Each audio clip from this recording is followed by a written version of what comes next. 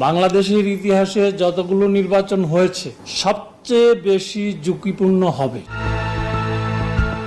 ত্রয়োদশ জাতীয় সংসদ নির্বাচন হবে বাংলাদেশের ইতিহাসে সবচেয়ে ঝুঁকিপূর্ণ, এমন মন্তব্য করেছেন নির্বাচন কমিশনার আনোয়ারুল ইসলাম সরকার। আজ শুক্রবার রাজধানীর আগারগাঁওয়ে নির্বাচনী প্রশিক্ষণ ইনস্টিটিউটে তিনি এই মন্তব্য করেন। বাংলাদেশের ইতিহাসে যতগুলো নির্বাচন হয়েছে সবচেয়ে বেশি ঝুঁকিপূর্ণ হবে, এতে কোনো সন্দেহ নেই।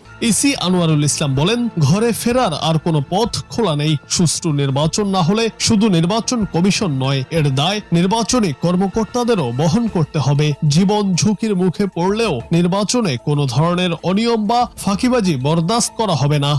জীবন চলে যেতে পারে, কিন্তু ইলেকশনে ফাঁকিবাজি ধোঁকাবাজি করা যাবে না।